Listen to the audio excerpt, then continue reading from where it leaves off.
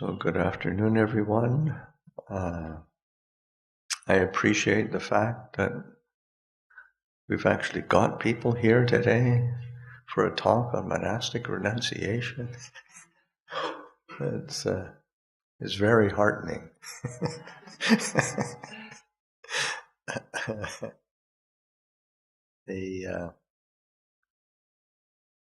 It's quite, of course, for myself, monastic renunciation is ordinary. But I do think it is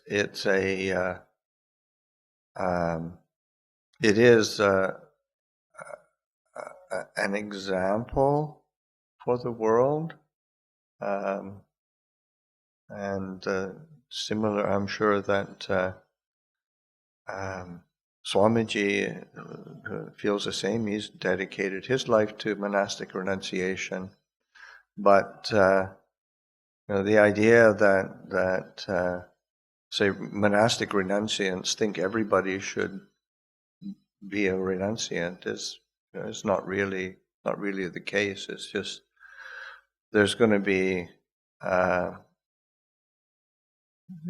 fairly small number of people who are really interested, but I think it brings an important principle into the world that helps to give an example and inform the world.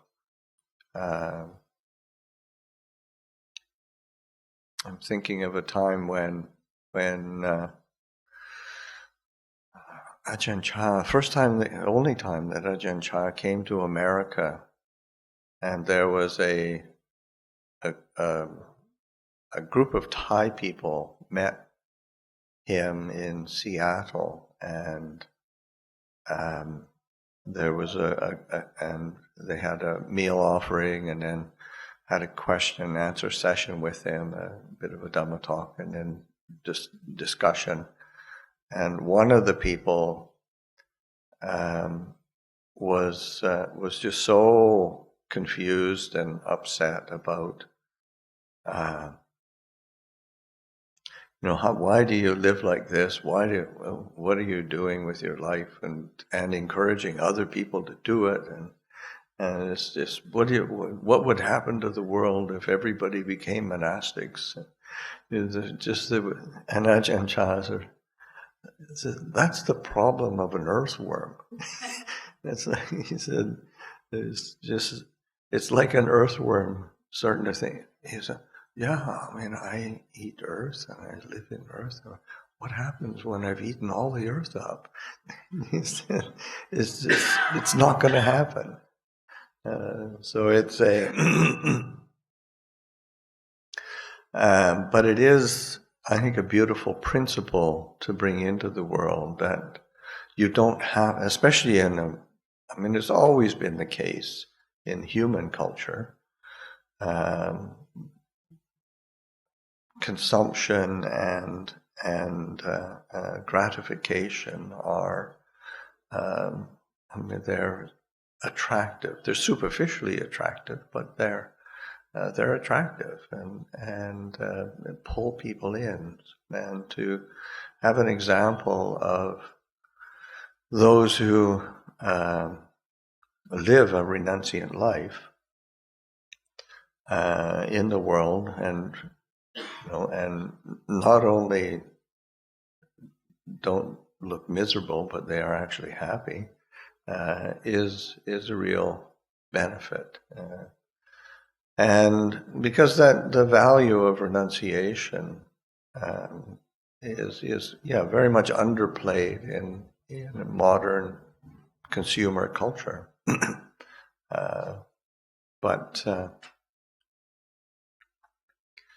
A few years ago, I came across a quote by Martin Heidegger, a German philosopher, and it was just, renunciation doesn't take, renunciation gives. It gives the inexhaustible strength of simplicity. And that was a very beautiful take by, say, by a Western philosopher, but certainly in Indian culture, from time immemorial, there's always been a value placed on renunciation, and so the Buddha follows a tradition of that and has implemented that as a lifestyle, as a training, and of course the Hindu traditions and other traditions here in India all have the value of renunciation is it's mainstream. Although I imagine even in modern India, there's that value is not being doesn't get a whole lot of playtime in the media. But I think it's worthy of reflection of what is the value of renunciation, and I think one is that it's it opens I'll say, as in Heidegger's comment, it opens a door into simplicity, and that human life can just get so complicated that one wants some kind of relief, and to be able to have a very clear way of training, and it is a training. This is something, say, like the Buddha's path.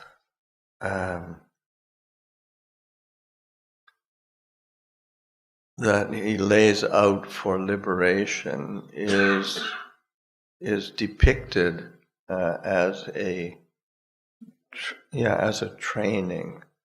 So like the Noble Eightfold Path leading to the cessation of suffering is kind of broken into three component parts. In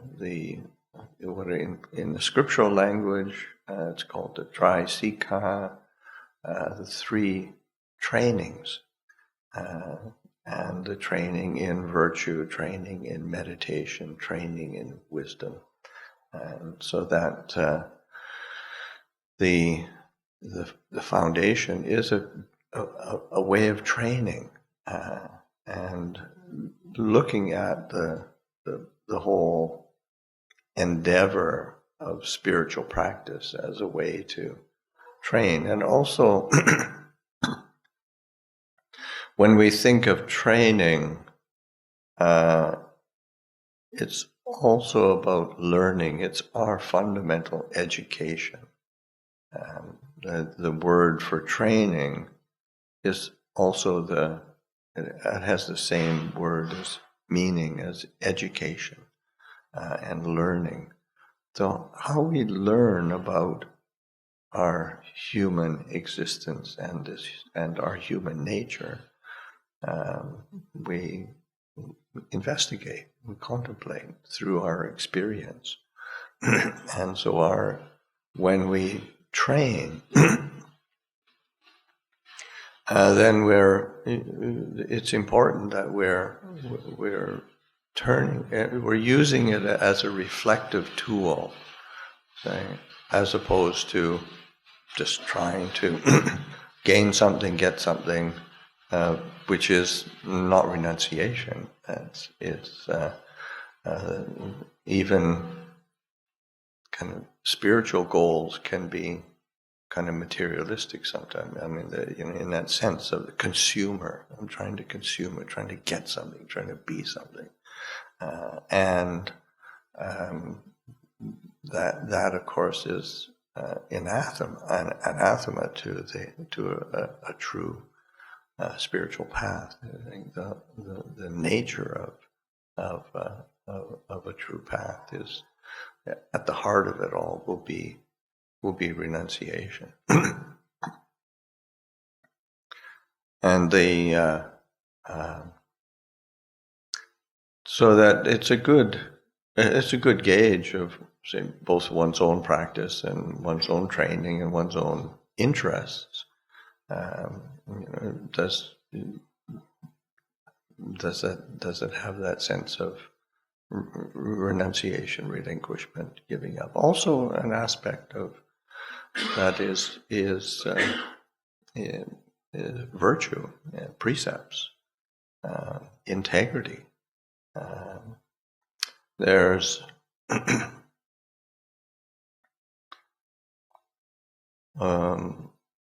again, thinking back to Ajahn Chah's trip to, his one trip to America, he went around to different places and taught, and actually, say, the photo that's up here of Ajahn Chah is a photo that was taken at the Insight Meditation Society in Barre, Massachusetts, which has been running retreats for a long, long time now, since the sort of earlier mid-70s. But one of the things that Ajahn Chah noticed that in the early teaching, early spread of Buddhism, and this was it was 1979, late 1970s, and not much talk about precepts or virtue or of renunciation or giving up anything. It was all about gaining something or other that fit the times of America.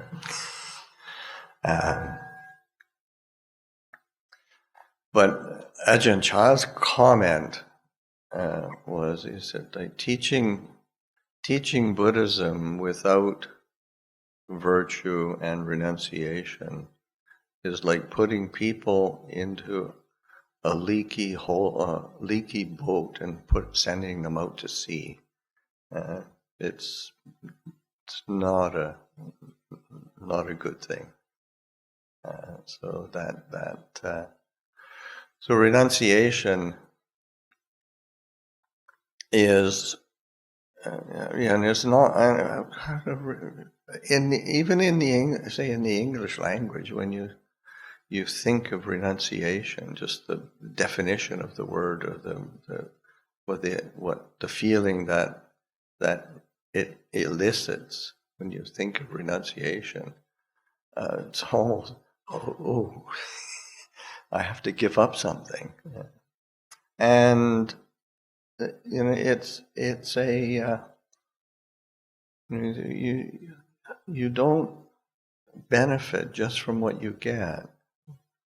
You benefit from what you give up as well, what you're willing to relinquish, what you're willing to let go of, and if we're talking about the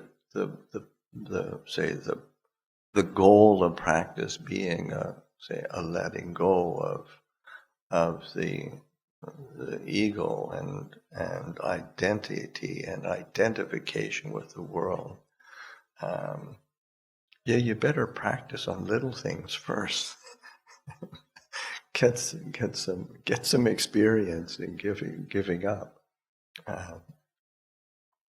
So that renunciation is you're developing an attitude and a confidence in that willingness to step back and simplify and not have to consume, have to achieve. And again, it's not just material things. It's like, why is our meditation so restless sometimes? So much of it is, just trying to be peaceful, trying to get the next state, or trying to get in Buddhism. Buddhist circles, trying to get the jhanas.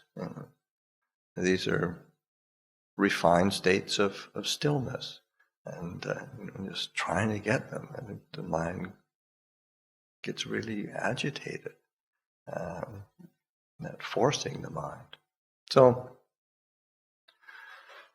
renunciation is kind of a key perspective and a key element to be relying on. The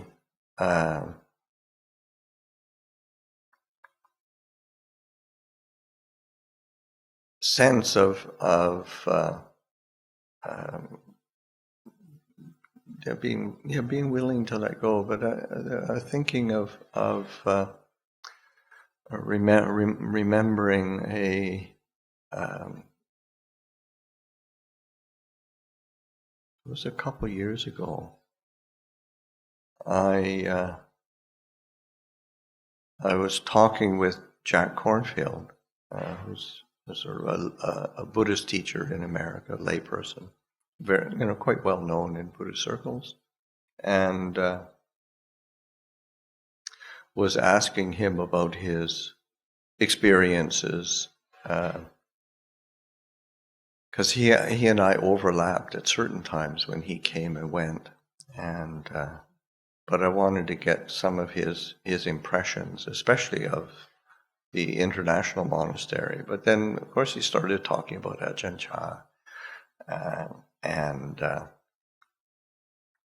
he related to me the time when his very, very first meeting with Ajahn Chah, where he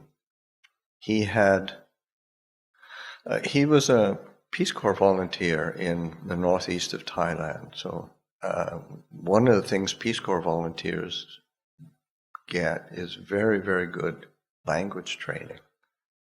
And then he was already about 2 years up in the northeast of Thailand. So he had a really good grasp of the language and the local dialect, which is different from Central Thai, and sort of like Ajahn Chah.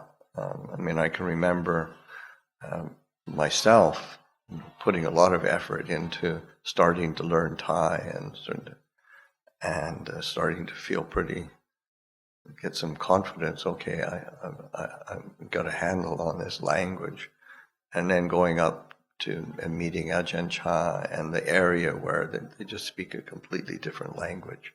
It's a Laotian dialect. It's a very fun language, which I ended up learning. But Jack was fluent already, and so Ajahn Chah it was very comfortable for him to communicate, and he came, and as I think I mentioned, I think it was this morning anyway, that Ajahn Chah speaking very directly on first meeting, and he asked, so this Westerner come who could speak some of the Thai language, and but I hope you're not afraid of suffering.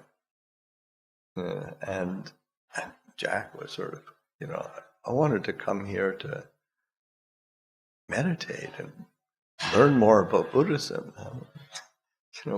What do you mean? Well, I hope you're not afraid of suffering. And Ajahn Chah said, well, there's actually two kinds of suffering. There's the kind of suffering that we're afraid of and we turn away from, and we never actually deal with it. And then there's the suffering that we're willing to turn around and learn from and understand.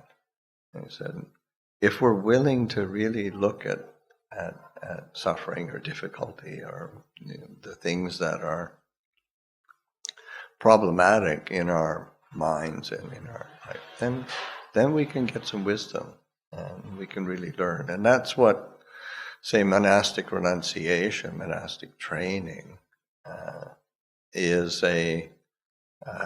it's a structure that's set up to help facilitate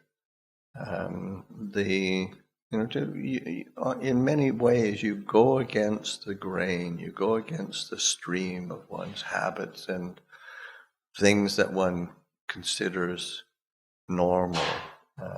Certainly for myself, first going to the monastery and the bell ringing at 3 o'clock in the morning, and then 3:30 morning chanting and meditation when beginning a day of training and going through to the night. That's not normal.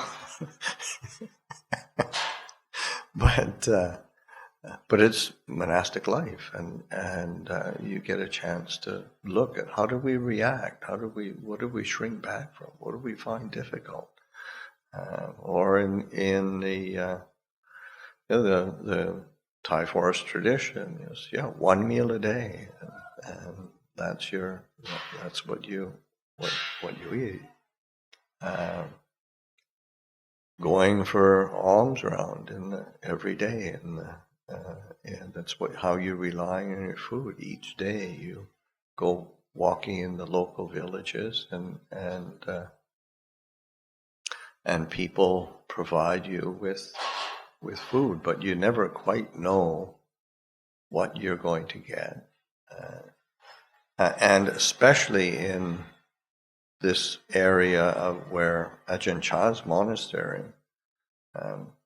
Ajahn Chah actually took a lot of pride in the reputation that his monastery had. Was one of the monasteries with the worst food.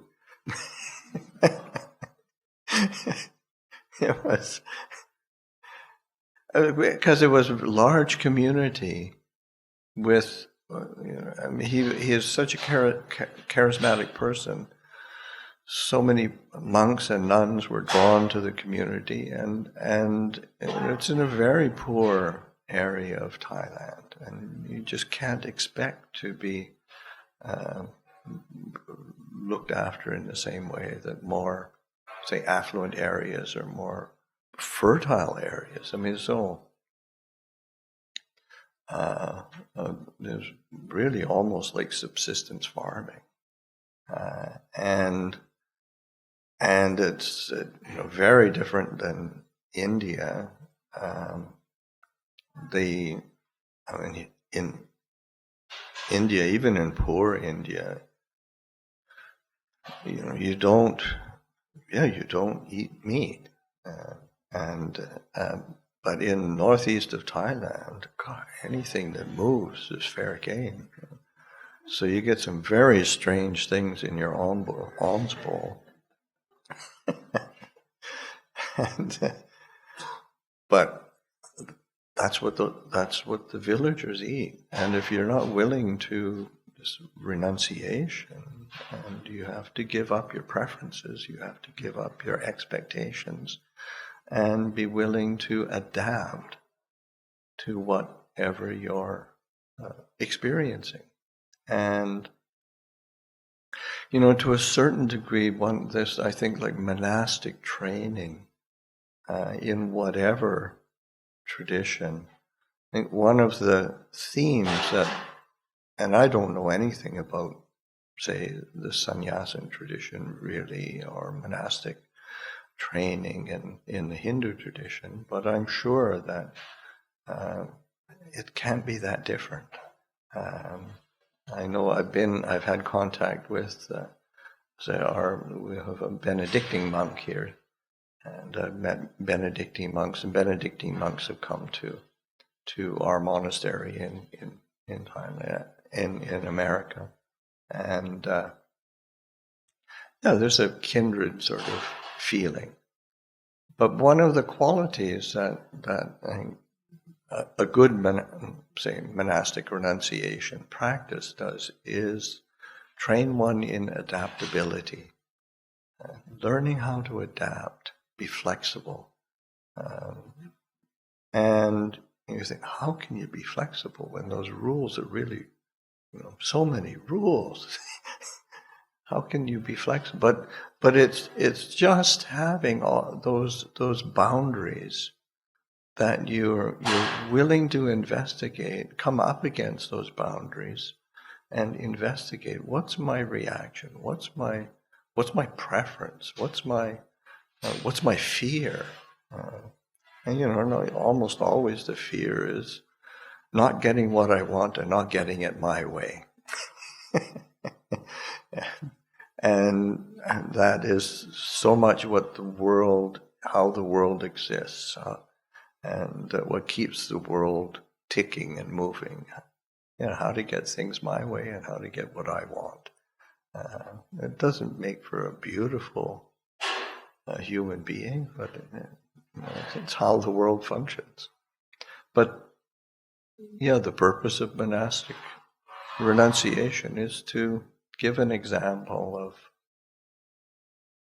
the its opposite, and so that sense of adaptability and being able to be easily looked after, easily adapt to circumstance, whatever one's in. That's themes that come up in monastic training, but also that sense of simplicity. Like I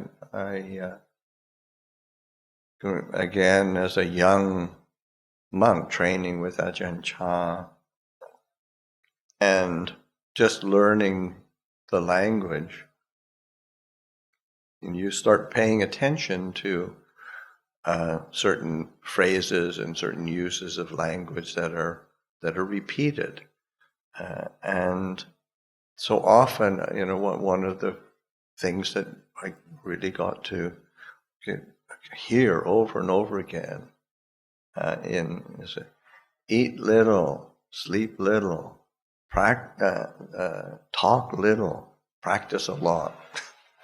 It was this theme of came out over and over and over again, Ajahn Chah, and that sense of living in and being willing to give oneself to simplicity. So that's the aspect of renunciation. But it's also, it can't be taken up. Again, it's sort of a balance, because the habit of mind is to try to get what we want. And so that emphasis on simplicity, or doing little,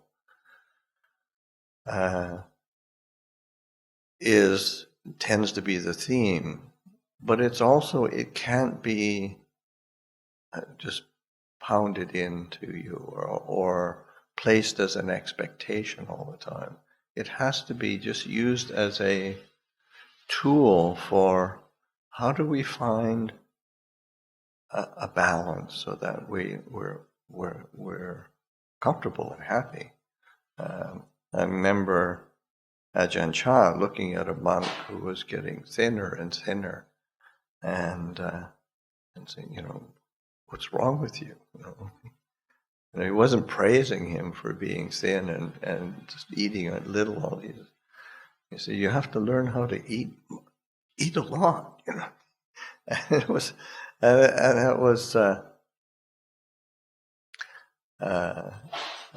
also, again, Jack Cornfield, who got really frustrated with Ajahn Chah, because he came to him and said, sometimes you tell us to do this and do it in this way, and other times you tell us to do it this way, and sometimes you emphasize on doing a lot, sometimes you do it little. He said, I don't understand. and Ajahn Chah says, well, it's all about it's all about balance. All I'm doing is looking, when I'm teaching, all I'm looking at people is trying to keep people on the path. And if they're going to go off in the ditch on the right, then I'll say, go left, go left. But if somebody's going to fall into the ditch on the left-hand side, then I'll say, go right, go right. And just trying to keep people on the path. So this, again, you're using renunciation as a tool for trying to keep us on a path that is bearing fruit and producing the results of clarity, of peace, of happiness and well-being, and they're the fruits of renunciation are really happiness. And so that being able to understand more clearly how our happiness arises. Another aspect of, say, the simplicity of lifestyle is in the day-to-day living of a monastic form, so that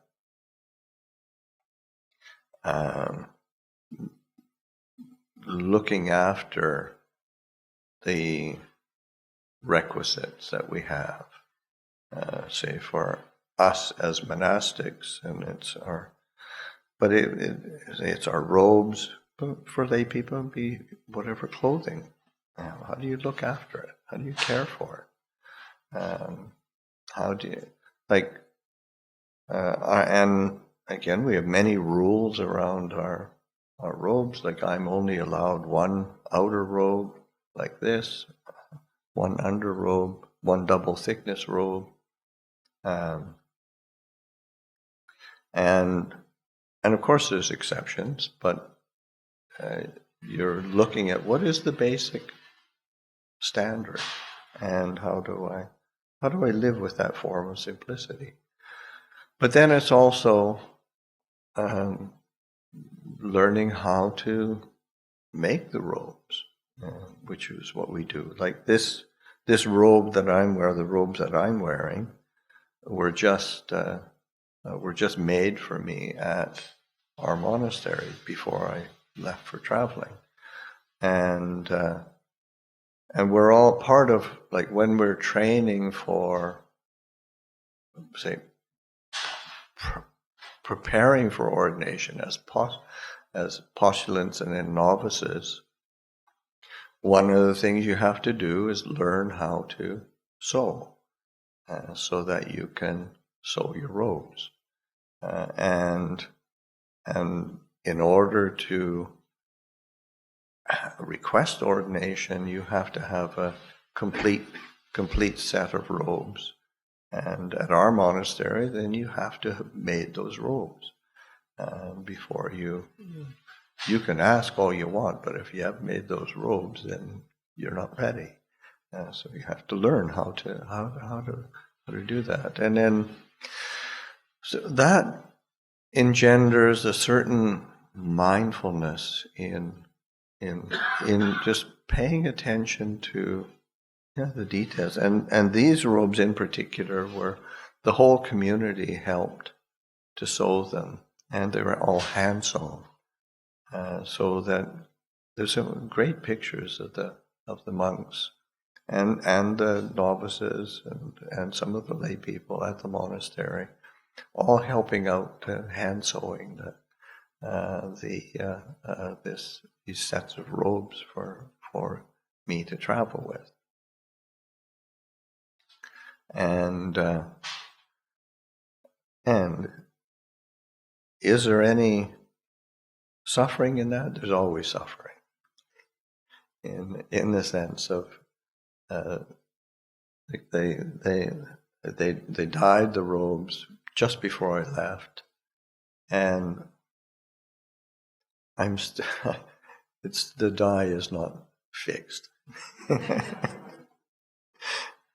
So we did a robe washing in Bangkok. Lost a lot of dye. So we're figuring that one out. But but that's also there's always some kind of worm in the apple. But just reflecting as we learn how to do things, how to look after things, how to care for our requisites. And when you put all that effort into a requisite, you really look after it. Like our robes tend to be patched over and over again before we finally pass them on. And usually when you pass them on, then it's in order to either it'll turn into some kind of other wiping mat or something. It'll turn it into something so that it's useful. And so that, yes, learning how to do that, and so that our whole life tends to be like one of the things we also do is just like making brooms for sweeping the monastery, and you make things that you use, and you learn how to do it. It's a skill that you learn, and then it has a particular function or use, and keeping monasteries neat and tidy are a part of, say, the renunciation. It's like there's a saying in the northeast of Thailand, if you want to know how well the monks are practicing in a monastery, go look at the toilets. And, if they're clean and neat and tidy, then okay, there's some standards there, and that's it's a pretty basic, but yeah, I think it's important that just like monastic renunciation is not taken as some sort of ethereal thing. This is hands-on practice and training, living a spiritual life and learning how to live it skillfully. And of course, as lay people living in the world, these are good examples to take into one's life. Like one of the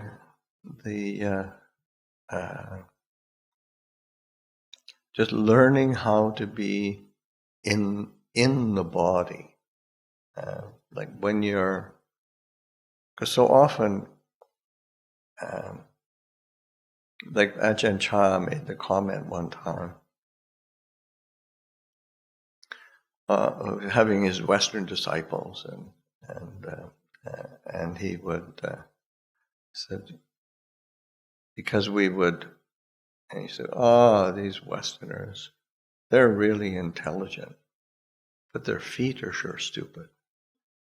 And it was because here we are, we're usually thinking all the time, and then walking from your dwelling place to the meditation hall, thinking about how you're going to meditate, and then stub your toe or run into a branch or something, scratch yourself, do something. So your head is up here, and the rest of the body is not even present. So just learning how to be present in the body. Mindfulness from moment to moment is not.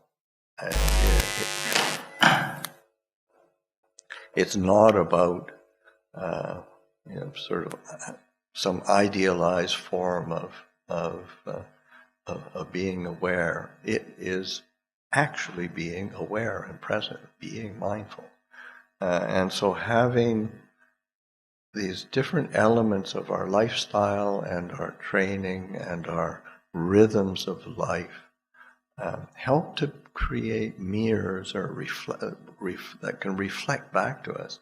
Am I mindful? Am I present? Am I here? Because we're great at deluding ourselves and forgetting. It's like,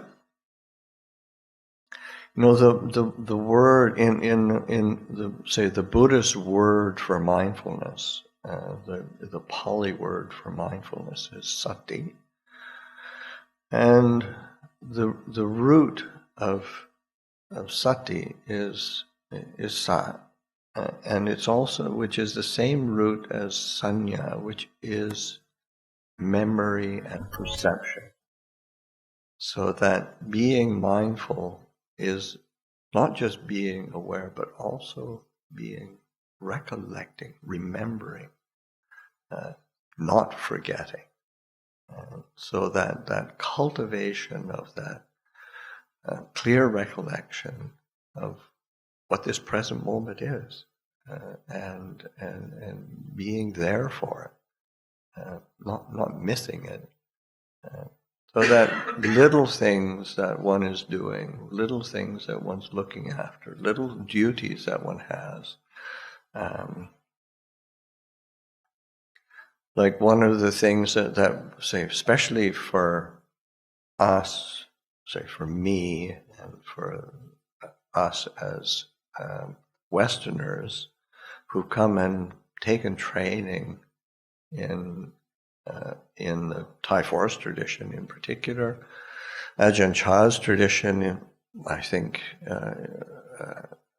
certainly, is that part of your training as a monastic is also learning how to look after each other, and how do you look after the duties that one has as a junior monk looking after a senior monk.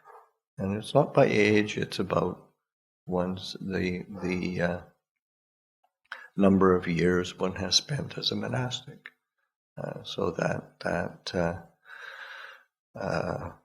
learning how to care for the more senior monastics, learning how to anticipate their needs, and so that, and then as a senior monk, how do you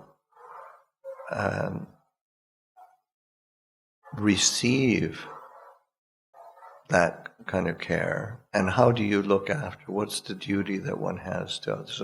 So it's like mutual duties, mutual responsibilities, mutual caring for each other, because it's in those bonds of kind of again, of the duties and responsibilities that we have to each other, that we start to learn about our habits or our preferences or our moods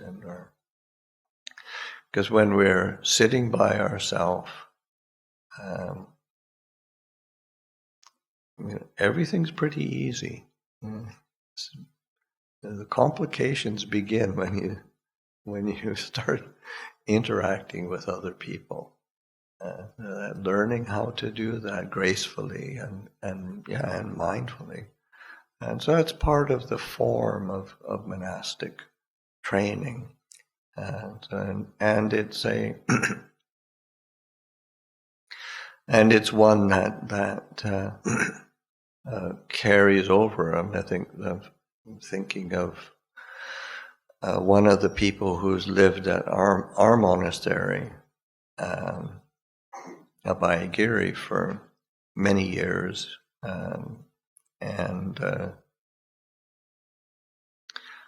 as her father got much older, and he just needed more care, and she's been able to really give really good care to her father as he's getting older and losing. He's very physically very healthy, mentally, not so much. And so short-term memory loss is impacting his. So he needs people around him, and her absorbing the examples of the monastics around and the monastic training that's taken place around. She is able to, and she's from a big family, and all of her, so six siblings altogether, and all of her, so she's ended up being, quite by default, ending up taking the lead and trying to get others involved, but mainly they're looking to her. Whereas, say, before, she was always the weird family member that went off to the monastery. But now it's sort of her kind of training is pulling the family together at a time when oftentimes in families when parents pass away or getting sick, or there's a lot of family strife takes place because of tensions or people not pulling the weight or doing things that and the list goes on and on. But it's being a force for pulling people together, and I think that's a really good example of what monastic renunciation. Another aspect of monastic renunciation is it can be the glue that can be an example for a good human relationships. So anyway, I've rambled on long enough this afternoon. I think I'll leave it there for your contemplation, reflection.